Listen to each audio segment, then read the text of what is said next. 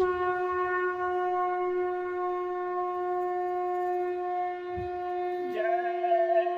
गुरुदेव। जय गुरुदेव। जय गुरुदेव। जय गुरुदेव। मेरे तन से प्राण निकले, गुरु सेवा करते करते। मेरे तन से प्राण निकले, गुरु सेवा करते करते। यह बात कह रही हूँ स्वामी से डरते डरते। यह बात कह रही हूँ स्वामी से डरते डरते। कहीं मैं भी रह न जाऊं यहाँ हाथ मलते मलते। कहीं मैं भी रह न जाऊं यहाँ हाथ मलते मलते। मेरे तन से प्राण निकले, गुरु सेवा करते करते। मेरे तन से प्राण निकले, गुरु सेवा करते करते। माया हटा रही है गुरु तेरे रास्ते से। माया हटा रही है गुरु तेरे रास्ते से। पर्दा हटाओ स्वामी दर्शन के रास्ते से। पर्दा हटाओ स्वामी दर्शन के रास्ते से। कहीं मैं भी थक न जाऊं यहाँ राह चलते चलते। कहीं मैं भी थक न जाऊं यहाँ राह चलते चलते। मेरे तन से प्राण निकले, गुरु सेवा करते करते। मेरे तन से प्राण निकले, गुरु सेवा करते करते। दिया नाम धन खजाना, रखने का ज्ञान बख्शो। दिया नाम धन खजाना, रखने का ज्ञान बख्शो। तीनों खड़े हैं दुश्मन, बचने का ज्ञान बख्शो। तीनों खड़े हैं दुश्मन, बचने का ज्ञान बख्शो। आ जाऊं तेरे दर पे यूं ही राह चलते चलते। आ जाऊं तेरे दर पे यूं ही राह चलते चलते। मेरे तन से प्राण निकले,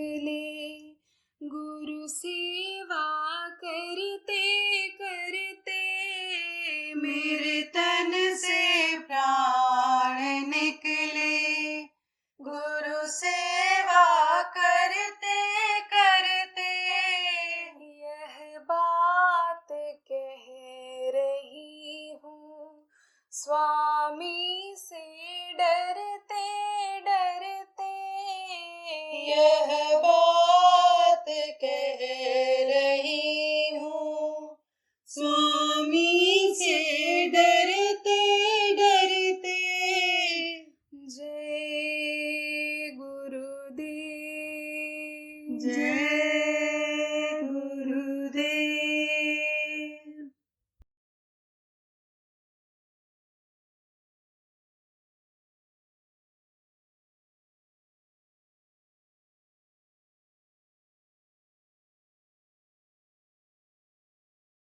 आपको भी ध्यान लगाना बताऊंगा। ध्यान लगाना किसको कहते हैं? आँख से देखने को ध्यान कहते हैं। भजन करना बताऊंगा। कान से सुनने को कहते हैं भजन। भजन कहते हैं कान से सुनने को। तो भजन करना, ध्यान लगाना आपको बताऊंगा। और जब आप ध्यान लगाने लगोगे, भजन करने लगोगे, तो आपको कुछ दिखाई पड़ेगा अंदर में। आँख तो बंद रहेगी, लेकिन जैसे ऐसे देखते हो बाहर आँख खोल करके, ऐसे आँख बंद रहेगी तो अंदर में बहुत सी चीज़ें दिखाई पड़ेंगी। और ऐसी ऐसी चीज़ें दिखाई पड़ेंगी कि जो कभी आप देखे नहीं। वो सुंदर और मनमोहक चीज़ें दिखाई पड़ेंगी जो इस यहाँ के हिसाब से अचरज सा आपको लगेगा कि अचरज देखा भारी साधो, अचरज देखा भारी रे। गगन बीच अमृत का कुआं, झरे सदा सुखकारी रे। कहते गगन के बीच में अमृत का कुआं है और वहाँ से देखो हमेशा अमृत की बरसात होती रहती है। जो पीता है छक छक करके वही अमर हो जाता है, वही तृप्त हो जाता है। बिना भूमि एक महल बना। कहते जमीन नहीं है लेकिन महल बना हुआ है। बिना भूमि एक महल बना है, तामे ज्योति अपारी रे। रोशनी ही रोशनी है। कोई हाइड्रोजन नहीं जल रहा, कोई ट्यूबलाइट नहीं जल रही, कोई दिया चिराग नहीं जल रहा है, लेकिन उसमें मकान में रोशनी ही रोशनी, अंधेरा नाम की चीज़ ही नहीं है। बिना भूमि एक महल बना है, तामे ज्योति अपारी रे। अंधा देख देख सुख पावे, बात बतावे सारी रे। अचरज देखा भारी साधो, अचरज देखा भारी रे। बिना बजाए निषदिन बाजे। कोई बजा नहीं रहा है लेकिन बजता ही रहता है। बिना बजाए निषदिन बाजे, घंटा शंख नगारी रे। बहिरा सुन सुन मस्त होता है, तन की सुध बिसारी रे। तो समझो कि अचरज दिखाई पड़ेगा। अब उस अचरज को जब देखोगे तो हजम नहीं कर पाओगे, बताने लग जाओगे दूसरे को, और दूसरों को बताने लग जाओगे, बस वो हो जाएगा बंद। तो देखने पर और सुनने पर जो खुशी हुई थी वो खुशी खत्म हो जाएगी, फिर आँखों से आंसू आएगा। देखो मीरा ने गुरु बनाया, रानी थी, रविदास जी को गुरु बनाया और उनसे मिला उसको नाम, यही नाम जो आज आपको बताऊंगा। पायो रे मैंने नाम रतन धन पायो। कहा रत्न है यह नाम, इसकी कोई कीमत नहीं है, ये नाम रतन धन पायो। वस्त्र अमोलक दी मेरे सतगुरु, कृपा करी अपनायो। वस्त्र अमोलक दे करके उन्होंने अपना लिया, अपना बना लिया। यानी समझो कि हमारा जीवात्मा का हाथ अपने हाथ में ले लिया, जो काल के हाथ में था वो अपने हाथ में ले लिया उन्होंने। तो कहा जहाँ मेरा ने कि गुरु ने मुझे दीनी अजब जड़ी, जो अजब जड़ी दिया, नाम दिया, उससे मुझे क्या मिला? आप ये समझो कि अंदर में दिखाई पड़ा उसको। अंदर में, अंदर की लीला उसने देखा, ऊपरी लोगों की लीला को देखा। नाम को जब याद किया तो वो नाम ही उसको दिखाई पड़े मीरा को। जब देखा और सुना उसने, आई मस्ती, तो पग घुघरू बांध मीरा नाचे रे। नाचने लगी थी, नाचने लगती थी, मस्त हो जाती थी। ऊपर की तरफ जैसे देखती रहती, वही उसे दृश्य को देखती रहती थी तो नाचने लगती थी। लेकिन जब बंद हो जाता था तब चिल्लाती थी, गली गली घूमती थी, रात दिन मुझे नींद न आवे, भाव आनंद पानी, रात दिन नींद नहीं आती है, याद सताती है। उस प्रीतम की, उस घर की याद हमको सताती है। तब तीर की तरह से वो याद सालती है अंदर में, जैसे तीर सालता, ऐसा बोलती थी। तो जब बंद हो जाता है, नहीं दिखाई पड़ता है, तब मुँह से कोई बोलता भी नहीं। बोलना तो और डांट पड़े कि बार बार कहा गया था कि दिखाई पड़ेगा, सुनाई पड़ेगा तो बताना मत किसी को, तो तुमने गलती क्यों किया? तब मुँह से नहीं बोलते, लेकिन आंखों से ऐसे आंसू निकलता रहता है। क्यों? क्योंकि विरह सताती है। किसकी विरह सताती है? जिससे प्रेम हो जाता है। जिससे प्रेम हो जाता है उसकी याद जब सताती है तब आदमी के अंदर चाहे औरत हो पागलपन आ जाता है एक तरह से, उसी के याद में मस्त रहता, वही चीज याद रहती है, बाकी खा रहा है कि सो रहा है कि क्या कर रहा है, दिमाग ही उसमें काम नहीं करता है। यानी घंटों ऐसे खाता रहता आदमी, खाता मुँह में नहीं डालता, हाथ में ले रहता है जब याद करता। तो जब बंद हो जाता है तब आंखों से आंसू निकलता है, मुख से कुछ बोलत नहीं, हाँ नैन देता है रोए, मुँह से कुछ बोलते नहीं और नैन से आंसू निकलने लगते हैं। कब? कि बलिहारी व घट का जा घट प्रगट होए, यानी जिसके घट में प्रकट हो जाता है, मुख से कुछ बोलत नहीं, नैन देत है रोए। आप ये समझो कि फिर आंखों से आंसू निकलने लगता है, तो बताना मत किसी से, बताओगे तो बंद हो जाएगा।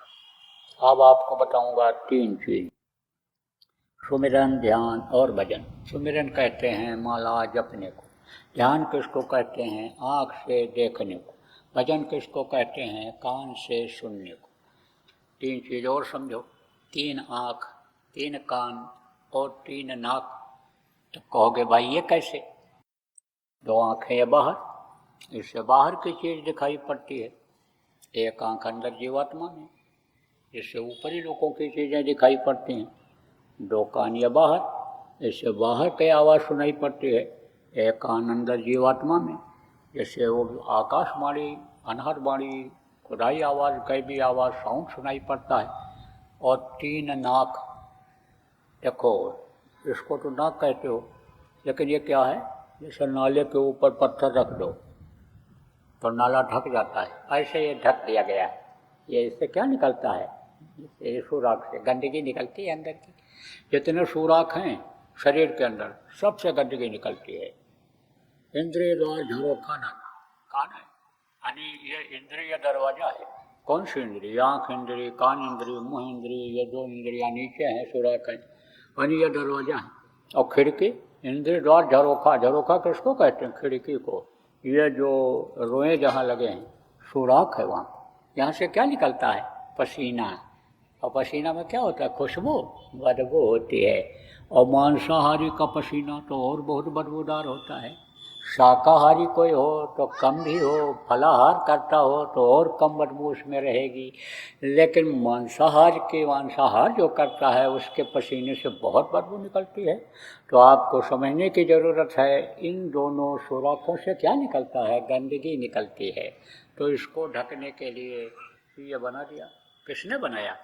अजब तेरी कारी गरी रे करतार, जान न जाने माया तेरी बदले रंग हजार। देखो इतने आदमी आप यहाँ बैठे हो, लेकिन चेहरा किसी का किसी से मिलता है? नहीं मिलता। अरे इतने में ही नहीं, लाखों आदमियों में भी जल्दी चेहरा नहीं मिलता है।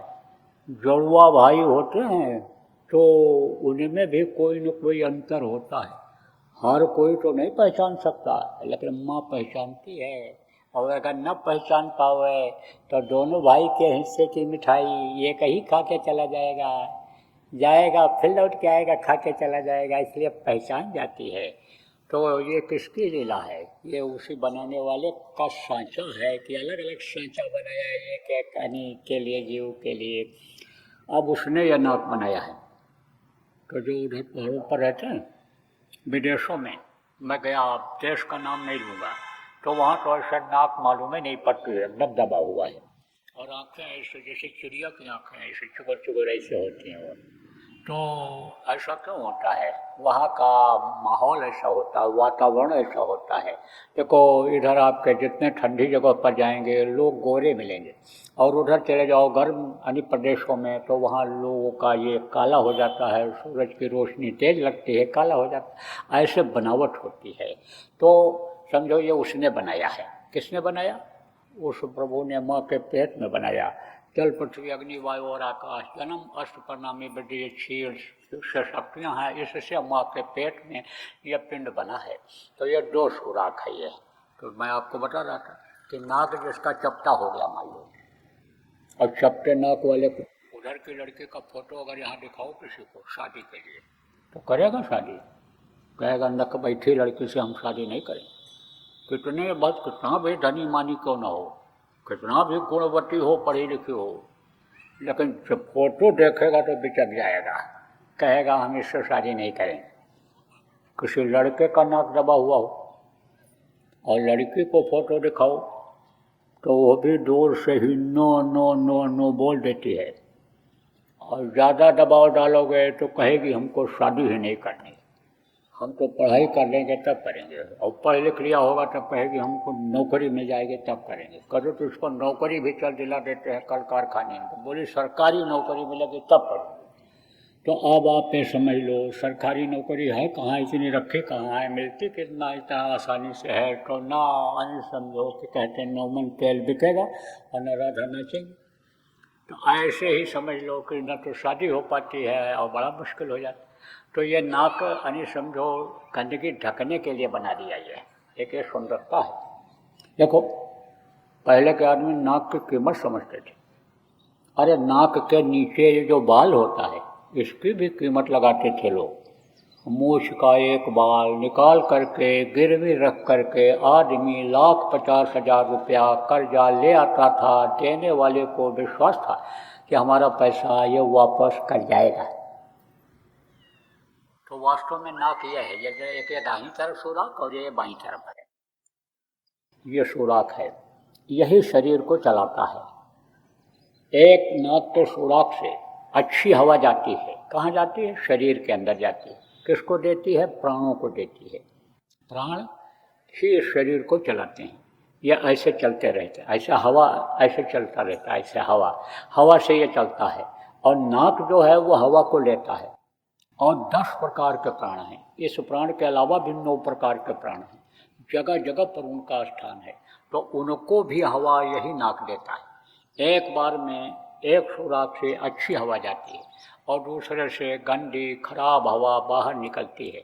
ये दोनों लेटे रहो, बैठे रहो, सुनते रहो, सोते रहो, कोई भी काम करो, ये अपना काम बंद नहीं करते हैं, ये बराबर बदल बदल करके चलते रहते हैं। एक बार दाहिने नाक से गर्म हवा निकलेगी तो फिर बाएं से थोड़े समय के बाद निकलने लगेगी, ऐसा होता रहता है। तो 2 नाक 2 आँख 2 कान, और सुमिरन ध्यान भजन 3 चीज़ें, और 5 नाम 5 रूप 5 स्थान 5 की आवाज़, ये मैंने आपको बताया।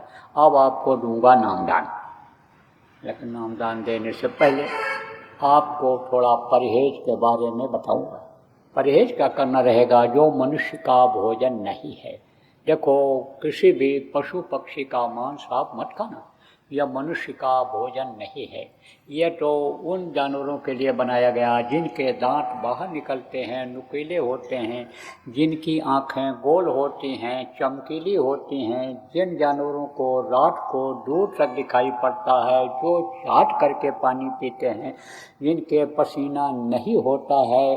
आप तो समझो जो मुंह खोलते हैं, बंद करते हैं, फिर इस तरह से खाते हैं, जिनका मैदा मांस खाने का ही होता है, जैसे कुत्ता, बिल्ली और शेर, ये उनका भोजन है। मनुष्य का भोजन क्या है? साग सब्जी, दूध, घी, ये जो मेवा मिष्ठान फल फूल बनाया, ये मनुष्य का भोजन है। तो इसको आपको खाना रहेगा। मांस खाने से क्या होता है? तरह तरह की नाना प्रकार जिसको कहा गया, ये असाध्य रोग शरीर के अंदर पैदा हो जाते हैं, कीड़े पैदा हो जाते हैं, बीमारियां इससे शरीर को घेर लेती हैं। मांस खाने से बुद्धि भी खराब होती है। ये जो मानो मंदिर है गंदा हो जाता है, कोई भी पूजा पाठ करो तो वो प्रभु कबूल नहीं करता है, इसलिए इसको साफ सुथरा रखना जरूरी होता है। तो आप मांस मत खाना और मछली मत खाना अगर कोई खाते हो। वैसे आपके हरियाणा में कम खाया जाता है, मांस मछली खाने वाले लोग कम होते हैं। 100 से ज़्यादा शाकाहारी सच पूछो तो हरियाणा में है, दूसरे नंबर पर आपके राजस्थान में है, और मांसाहारी 100 से ज़्यादा वहाँ है बंगाल में। वहाँ मछली का भोग लगाते हैं किसको? ठाकुर जी को, भगवान को, उड़ीसा में। और वहाँ अब वो भगवान अगर जिंदा भगवान होते तो वो मांस मछली खाते? वो तो लगाते थप्पड़, वो तो त्रिशूल दिखाते किसको? गांजा पीने वालों को। गांजा पीने वाले कहते हैं बम बम बम बम बम, बम बोल करके गांजा पीते हैं, भांग खाते हैं, कहते जड़ी है इनकी, बूटी है शंकर जी की, वो भी पीते थे। और वो तो इसी नाम की कमाई करते हैं, किसकी? जो कभी नशा उतरते नहीं है, नानक साहब ने कहा भांग भखूरी सुरापान उतर जाए प्रभात, नाम कुमारी नानका चढ़ी रहे दिन रात। नाम का नशा यह दिन रात चढ़ा रहता है, उतरते नहीं है।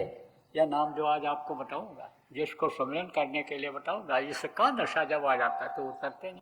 तो नाम के रंग में लगे थे, राम नाम के रंग में रंग जा, मिले तो है धाम निज अपना, वो तो नाम याद करते रहते हैं। और ये लोग शंकर जी को बदनाम कर दे रहे हैं, गंजेड़ी लोग भगेड़ी लोग बदनाम कर दे रहे हैं। और शंकर जी वो जिसको शंकर मान लिया, मानो तो देव नहीं तो पत्थर, पत्थर को ही देव मान लिया, वो जिनके हाथ में त्रिशूल दे दिया, जिनका हाथ चले ही नहीं, अगर हाथ चलता तो वो तो भोंक देते त्रिशूल को। वो तो कहते हमको तुम बदनाम क्यों करते हो भांग जड़ी बूटी पिला करके। तो आप ये समझो, मांस मत खाना। मछली तालाब की सफाई के लिए बनाई गई। कोई भी गंदी चीज तालाब में डाल दो, मछली तालाब के पानी को साफ करने के लिए उस चीज को खा जाती है, चाहे मुर्दा हो, चाहे मांस हो, चाहे लैट्रिन हो, चाहे पेशाब हो, चाहे कीड़ा हो मकोड़ा हो, कोई भी चीज डालोगे मछली खाएगी। जब मर जाती है, पानी के ऊपर तैरती है, तो गिद्ध और कौवा खाती है। अब आजकल अंडे का बड़ा प्रचलन है, और जो थोड़ा बहुत भी पढ़ लिख लेता है कहता है अंडे से ही ताकत आएगी। अंडे से ताकत नहीं आती है, अंडे से ताकत और निकल जाती है। दिन में अंडा खा के आते हैं, रात में किसी न किसी सुराख से निकल जाता है। और ये जवान जो कहते हैं कि जवानी आएगी अंडा खाने से, वही लोग ऐसे हो जाते हैं कि तेज हवा अगर चल जाए तो उड़ जाएगी। तो अंडा मत खाना। अंडा है क्या चीज़ ये बता दें। या माताएं मासिक धर्म होती हैं, खराब खून इकट्ठा हो जाता है तो बच्चा बन जाता है। मुर्गियों का खराब खून, उनके लैट्रिन पेशाब का खराब हिस्सा जब इकट्ठा हो जाता है तो वही अंडा बन जाता है। अंडा मत खाना। अब अंडा मत खाना अगर कोई खाते होंगे। और बच्चों को भी मत खिलाना। देखो मूंगफली, सोयाबीन नहीं कुछ मिलता है तो चना रात को भिगो दो और खिला दो बच्चे को थोड़ा सा, और पिला दो दूध। अरे देखो लाल हो जाता है गाल की नहीं। अंडा मत खिलाना। तो अंडा मत खाना, मछली मत खाना, और किसी भी पशु पक्षी का मांस मत खाना। और शराब में तो 1000 बुराई। जो शराब पीता, मांस खाता, व्यभिचार करता, खून कत्ल करता, बाल बच्चों को मारता, जमीन जायदाद को बेचता, वादा खिलाफी करता, क्या क्या बुरा कर्म नहीं करता है। होश में नहीं रह जाएगा तो चाहे आदमी हो, चाहे औरत हो, और चाहे कोई नौजवान हो, लड़का हो, कोई भी हो, कोई से कोई बुरा काम कर सकता है मदहोशी में। इसलिए मदहोशी वाला कोई भी नशा आप लोग सेवन मत करना। और देखो जिनके बच्चे हैं, नौजवान हैं, उनकी नौजवानी, बच्चों का भविष्य खराब होता चला जा रहा है। अब तो समझो कि आग जलाना भी नहीं, गांजा पीने के लिए, माचिस खोजना भी नहीं है, सिगरेट पीने के लिए, हुक्का पीने के लिए। अब तो बस गोली छोटी सी जेब में रखे रहते हैं, खा लेते हैं, और उसी में नशा आ जाता है, उसी में होश खो देते हैं। अरे जो मदहोश हो जाएगा क्या कर पाएगा? न देश की रक्षा कर पाएगा, न समाज की रक्षा कर पाएगा, न घर की रक्षा कर पाएगा, और न ही घर देश का विकास कर पाएगा, न अपने शरीर का विकास कर पाएगा, न बुद्धि का विकास कर पाएगा। क्या कर पाएगा? वो कुछ नहीं कर सकता है। इसलिए ध्यान रखो बच्चों पर, कहाँ जा रहे हैं, क्या कर रहे हैं। पढ़ने बच्चा जा रहा है कि नहीं जा रहा है, लौट करके आवे, पूछो गए थे नहीं गए थे, क्या पढ़ाया, क्या घर पर पढ़ने को बताया, होमवर्क क्या किया, इसका ध्यान रखो, निगरानी रखो। आपके बच्चा, आपका बच्चा है, आपका भाई है, जवान है, तो पूछताछ रखो, कुछ अंकुश रखो कि जिससे बिगड़ने न पाएं। और जो भी बच्चे बिगड़ गए हैं, या हमारे जो संगत के बच्चे हैं, इनके साथ कर दो। साथ का असर होता है, साथ अच्छा जब ये पा जाएंगे तो सुधर जाते हैं। बहुत से सुधर गए, बहुत से सुधर गए। गुरु महाराज ने बहुत से लोगों को सुधार दिया, और हमारे प्रेमी बच्चों ने बच्चों को सुधार दिया, हमारे प्रेमियों ने प्रेमियों को सुधार दिया। संगत ही गुण होत है, संगत ही गुण जाए, बांस फांस और मिश्री एक भाव एकाई। संगत का असर होता है। देखो प्रेमी, बरसात में एक आता है स्वाति नक्षत्र, तो उसमें बारिश कम होती है, लेकिन बारिश जब होती है और उसकी बूंद केला के पंखुड़ियों में पड़ती है, तब कपूर बन जाता है, वही बूंद कपूर बन जाता है। और सीप में, समुद्र में सीप होता है, उसका मुंह खुला है, उसके मुंह में पड़ जाएगा तो मोती बन जाता है। और सांप के मुंह में अगर वही बूंद पड़ गया तो जहर बन जाता है, सांप और जहरीला हो जाता है। तो कहा ना कि यानी स्वाति बूंद गुण तीन, स्वाति का बूंद और गुण तीन है। और जैसी संगत कीजिए वैसे ही गुण दीन, यानी कदली सीप भुजंग मुख। कदली, कदली माने केला, सीप माने सीप और भुजंग माने सांप।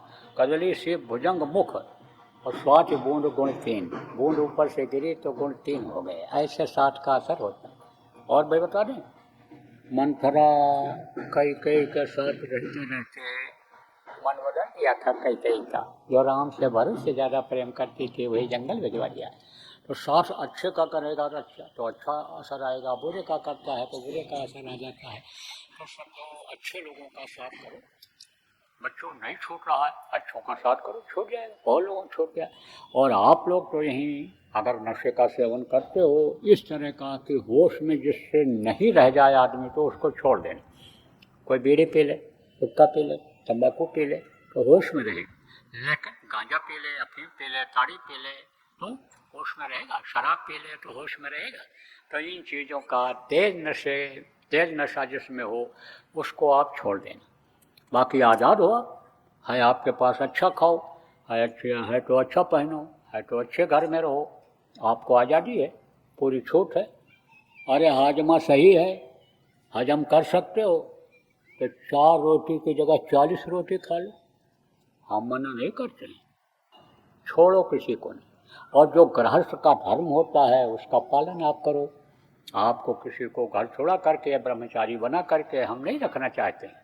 मेहनत और ईमानदारी की कमाई करो। कोई भी बिजनेस व्यापार करते हो, मेहनत और ईमानदारी की कमाई करो तो उसमें बरकत होने लगी।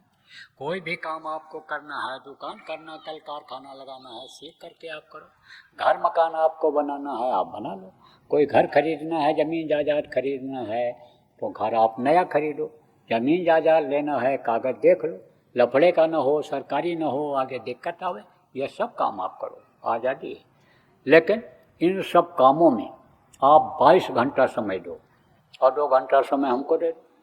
अरे हमको नहीं, अपनी आत्मा को ले दे दो कि जिससे नरक 84 में न चली जाए, उसके लिए आप समय दो और करके देखो।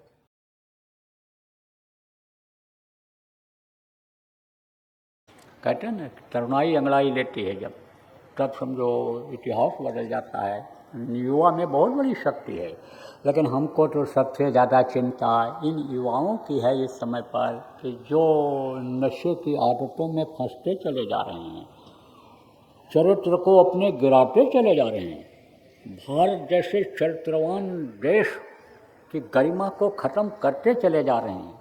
ये बड़े चिंता का विषय है। आज के बच्चों और बच्चियों का चरित्र का गिरना देश के भविष्य के लिए ये एक तरह से गलत संदेश है। ये गलत समझो कि सूचक है, ये समझो कि विकास में बाधक है।